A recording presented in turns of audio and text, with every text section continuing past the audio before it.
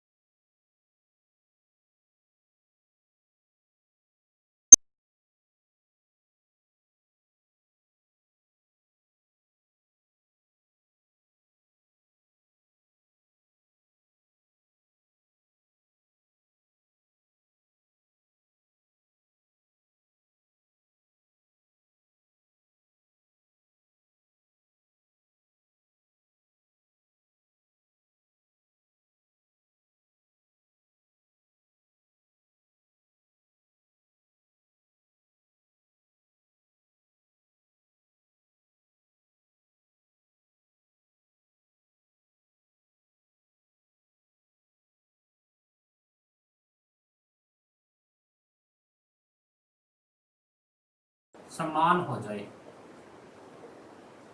जाए इसे आवेशों का पुनर्वितरण कहते हैं।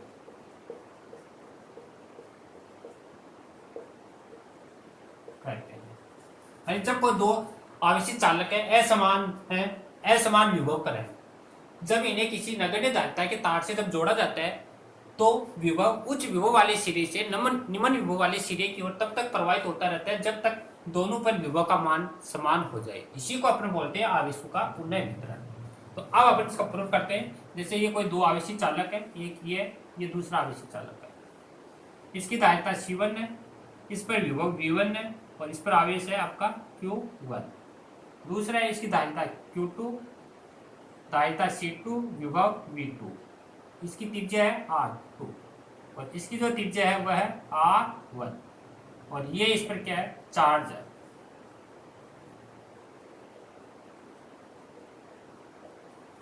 और किसी कुचालक स्टैंड है, इस कुचालक स्टैंड पर ये दोनों रखे हुए हैं।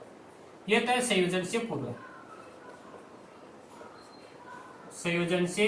पूर्व जब इनको किसी आवेशी चालक तार से जब जोड़ा जाता है तो जोड़ने पर आवेशों का क्या हो जाता है, पुनर्वितरण हो जाता है।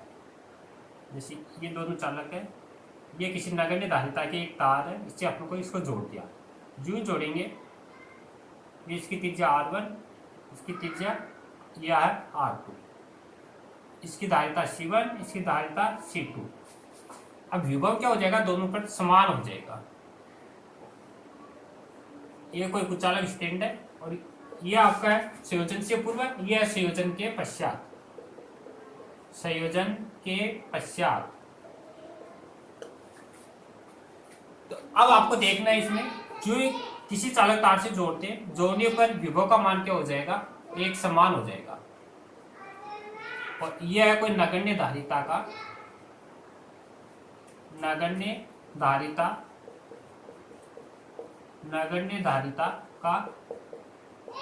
कोई चालक तार है। तो ये इसका डायग्राम है। तो अब अपन को संयोजन से पहले इस पर दोनों पर कुल आवेश का मान ज्ञात करना है, फिर संयोजन के पश्चात कुल आवेश का मान अपन को देखना है।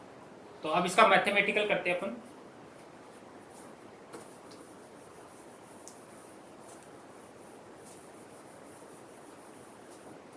तो पहले अपन लेते हैं संयोजन से पूर्व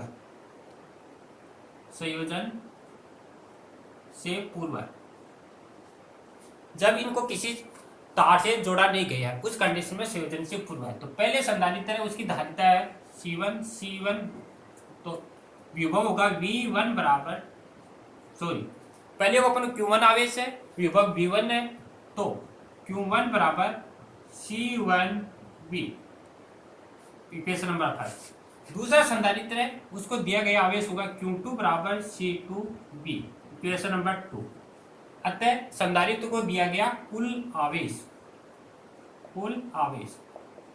तो कुल आवेश होगा अपने पास Q बराबर Q1 प्लस Q2, दोनों की वैल्यू रखेंगे तो C1V1 plus C2V2, equation number 3। यह था संयोजन से पूर्व। अब अपन निकालेंगे संयोजन के पश्चात। संयोजन से पूर्व देख लिया, अब संयोजन के पश्चात। पर जब इन दोनों चालकों को किसी नगण्य धारिता के जब तार से जोड़ देते हैं तो संयोजन के पश्चात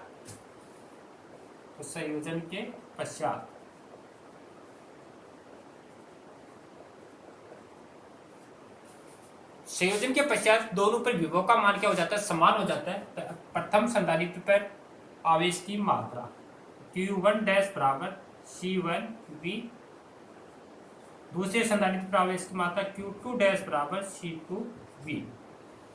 अतः आवेश की कुल मात्रा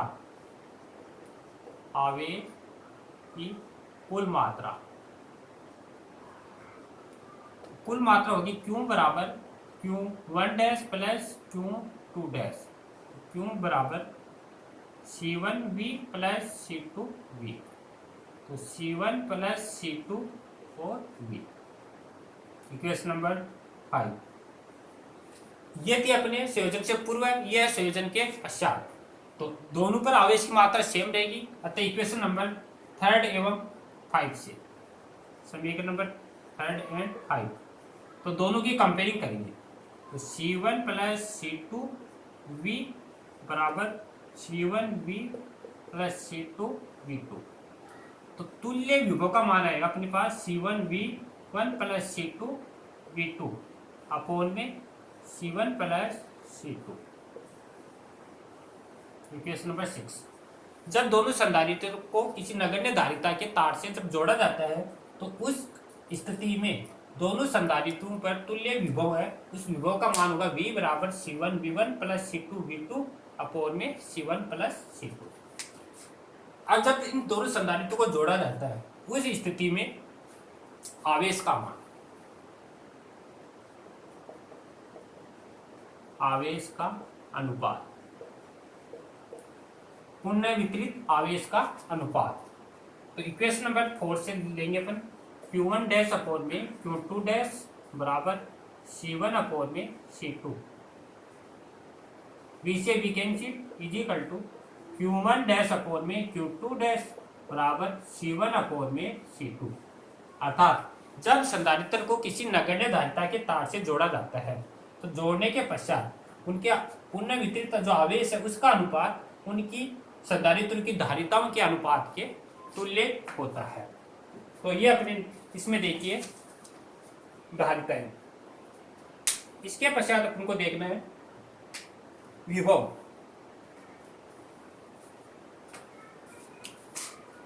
विभव का मान देखना है, विभव के मान में कितने परिवर्तन होगा या वृद्धि होगी, कमी होगी या वृद्धि होगी, उसका मान अपन को देखना है। तो पहले संयोजन से पूर्व विभव, संयोजन से पूर्व विभव, तो डेल V1 बराबर V1 माइनस में V, संयोजन से पूर्व डेल V1 बराबर V1 माइनस में V। अब इसकी वैल्यू रखेंगे अपन, तो V1 माइनस में V का मान अपने पास है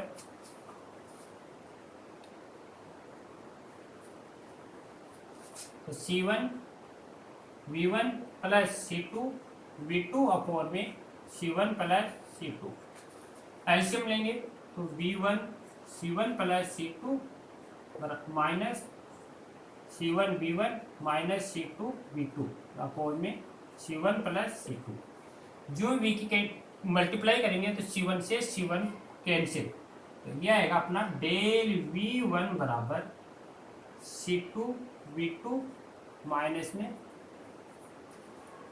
ये V1 है सॉरी C2 V1 माइनस में C2 V2 अपॉन में C1 प्लस C2,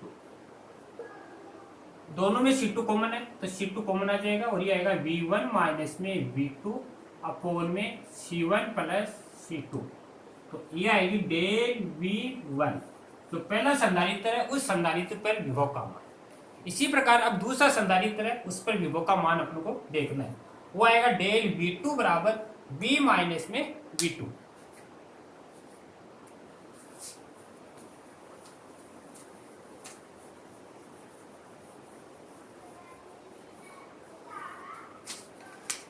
अब दूसरे संधारित्र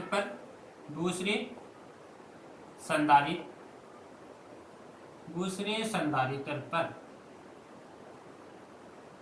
विभव में परिवर्तन, तो दूसरे पर विभव में परिवर्तन देखेंगे तो डेल V2 और तुल्य विभव माइनस में दूसरे का विभव, तुल्य विभव अपने अभी थोड़ी बार पहले देखा था C1 V1 plus C2 V2 upon में C1 प्लस C2 और ये माइनस V2, इसका एलसीएम लेंगे और एलसीएम लेंगे तो ये आएगा C1 V1 plus C2 V2 minus C1 V2 और माइनस C2 V2 अपॉन में C1 प्लस C2 V2 वाला कैंसिल हो जाएगा और C1 दोनों में है, कॉमन आ जाएगा तो V1 माइनस में V2 अपॉन में C1 प्लस C2, यह आएगा आपका द्वितीय संधारित्र है, उस द्वितीय संधारित्र के विभव में परिवर्तन। अब इनका रेशियो लेंगे तो विभव में परिवर्तन का रेशियो अर्थात डेल V1 अपॉन में डेल V2 बराबर C2 V1 minus V2 upon में C1 plus C2 upon C1 V1 minus V2 upon C1 plus C2, ये कैंसिल हो जाएगा और ये बचेगा del V1 upon del V2 बराबर C2 अपॉन C1, अर्थात जब संयोजन के पश्चात उसके विभव के मान में जो परिवर्तन का अनुपात है वह धारिताओं के अनुपात के तुल्य होता है। तो ये था अपने संधारित्रों के आवेशों के पुनर्वितरण के कारण आवेश एवं विभव का अनुपात। इसके बाद में है ऊर्जा हानि।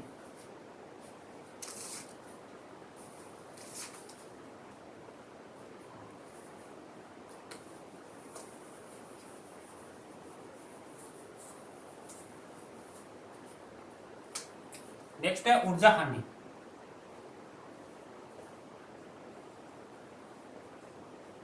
ऊर्जा हानि देखो क्या होती है, जब संधारित्र है, संधारित्र को किसी तार से जब जोड़ देते हैं तो जो ही आवेश का प्रवाह होता है अर्थात धारा का प्रवाह होता है एक संधारित्र से दूसरे संधारित्र में, तो धारा का जब प्रवाह होता है तो तार क्या होता है, गर्म होता है और गर्म होने के कारण उसमें हीट के रूप में, उष्मा के रूप में उष्मा उत्सर्जित होती है और जिससे ऊर्जा की क्या होती है, हानि होती है। उसी को अपन बोलते हैं ऊर्जा हानि। तो उस ऊर्जा हानि का मान अपन को याद करना है। तो सबसे पहले अपन को देखते हैं जो चालक तार है उसे जोड़ने से पहले स्थितिज ऊर्जा, फिर जोड़ने के पश्चात उसकी स्थितिज ऊर्जा। तो पहले संयोजन से पूर्व ऊर्जा तो संयोजन से पूर्व ऊर्जा अभी थोड़ी देर पहले अपन देखी थी, ऊर्जा होती है U बराबर 1/2 क्यू स्क्वायर अपॉन 2C।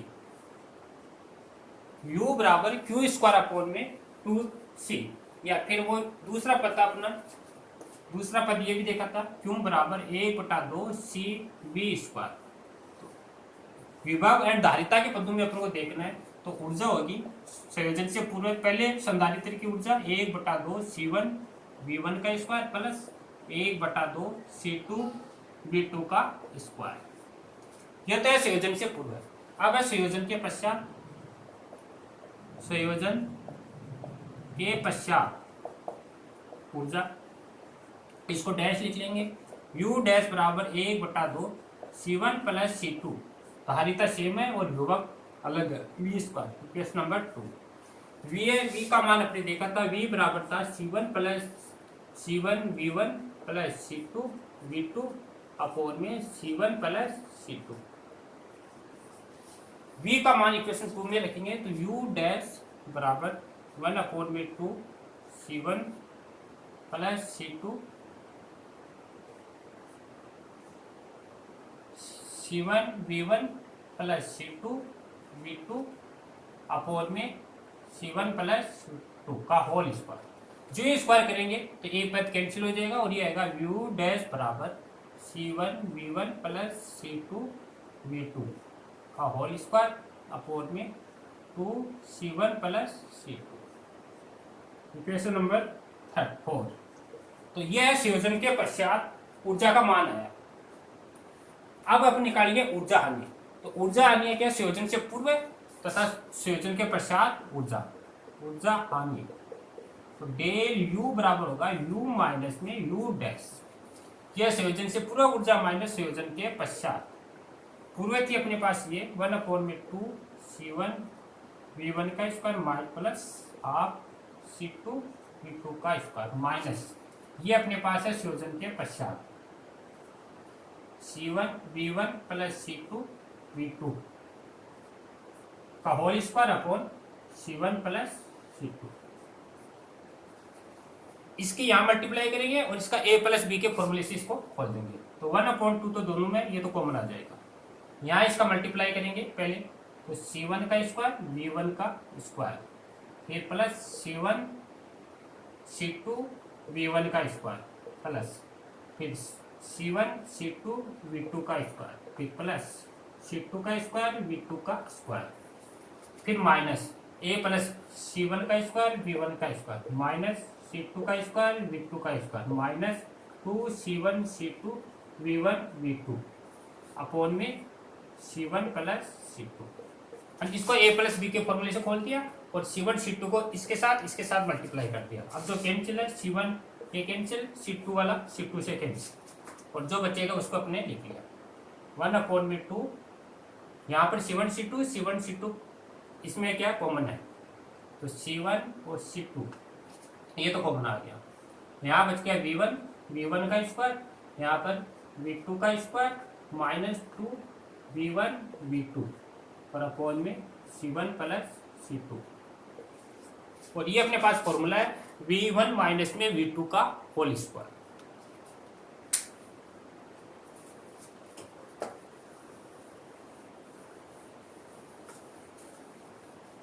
तो ये जो है ऊर्जा हानि आएगी डेल U बराबर 1/2 C1 C2 और ये बन जाएगा आपका V1 माइनस में V2 का whole square upon C1 plus C2।